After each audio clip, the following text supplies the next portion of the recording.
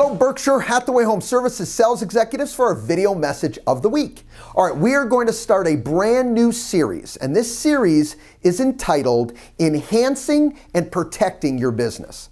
And the first topic that we're going to cover in that vein is called expectations. Now, let me start off by asking you a question. How many of you love selling the same listing over and over again because it continues to fall out of escrow? Or selling a buyer another house and another house and another house, not additional sales, but the same sale because that escrow falls out? Not good. In fact, what you're really doing is reducing your commissions because you're working for the same money, but you're doing transaction over transaction over transaction. Wouldn't that be a good thing to minimize? I mean, with all said and done, we would love to sell one house, close that house, and if they want to buy a second one, that's great, but it's another new deal. All right, that's what today is about. And I want to talk about a sensitive subject, but it's so important, and it's this concept of setting expectations. I will tell you right now, you, as the real estate professional, are the only one who can effectively set good expectations. And this is at your own peril. If you choose not to set needed expectations, you will run into challenges, problems, block walls that, yes, you might justify and blame on other scenarios, other situations, other people. But I'm telling you right now, look in my eyes, it's you. As always, we've learned this in other videos. It's always us. It's never anyone else. So how do we minimize this from happening? We set proper expectations. All right, let me jump in.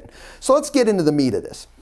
Let's say we're talking about pricing a property. Without going into all the aspects of pricing, isn't it important to set expectations as it comes to pricing?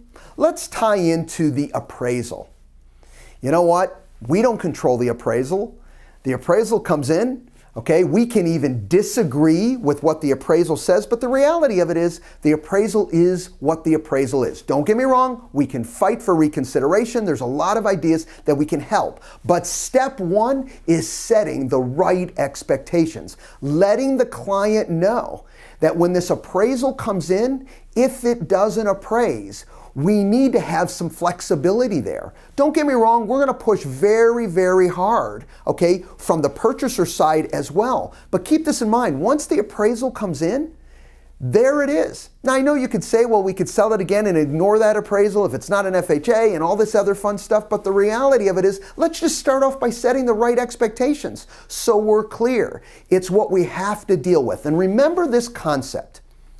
You can be very honest and upfront with your client, but don't take the brunt of the negative. How do you do that? Remember this clue. It's always you and the client against the market. Never you and the market updating the client. Let me repeat that. It's always you and the client against the market. Never you and the market presenting to the client. And why that's so important is this. Look, if there's certain pricing issues or certain challenges in the market, you don't have to agree with them, but you still have to communicate them. So as you go over this with the client, show your vigor on disagreement. I don't think this appraiser is going to come in here and give you the value you deserve. Okay, it's frustrating to me too. Look at the upgrades that you have in this property. They're amazing. I wish they would come in and I hope they would. But be ready, Mr. and Mrs. Johnson. So many times it's unfair and they don't give you the value that you truly deserve with all the additional monies that you put into this property. Because eventually, or actually, you end up putting those dollars in for your enjoyment, not for increased value. This is the facts of the market. Don't take and put that on your back.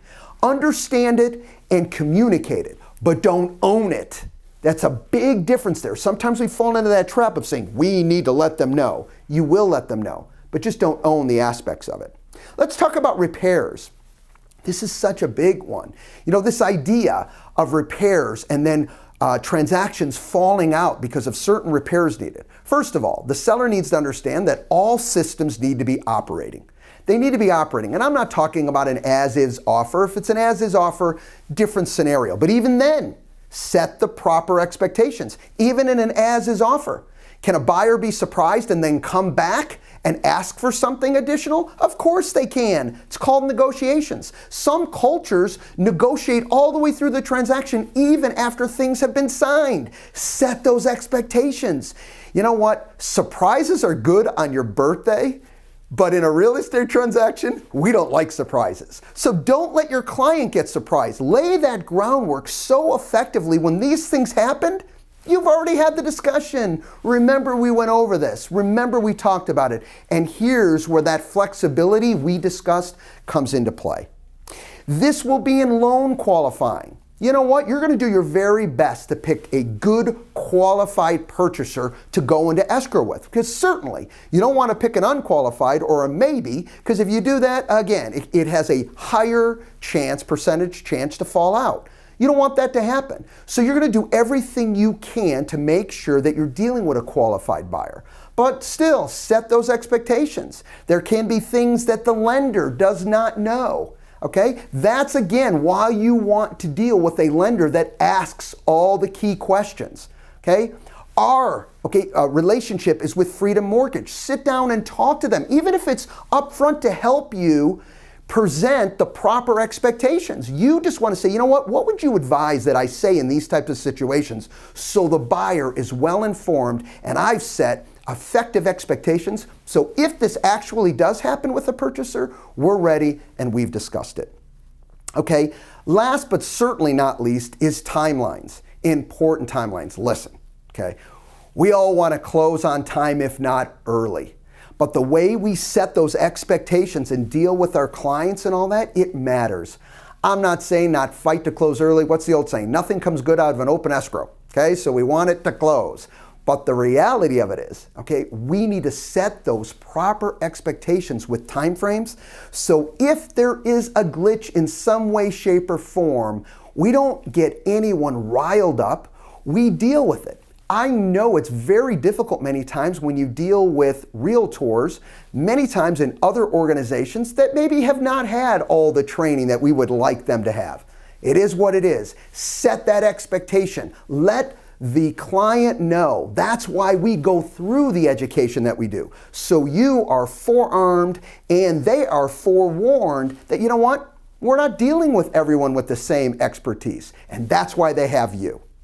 Setting effective expectations is key to enhancing and protecting your business. Have a great week, everybody. We'll talk to you next week. Bye-bye.